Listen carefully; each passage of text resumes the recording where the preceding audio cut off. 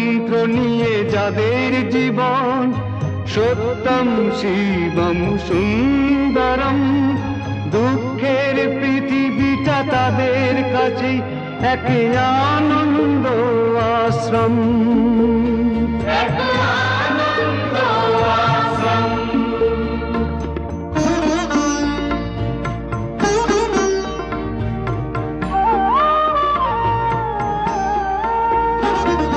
সেই মানুষই আসল মানুষ, যার জীবন পরের তরে, রাজার মুকুট ছেড়ে হাসি মুখে সে তো কাঁটার মুকুট পরে।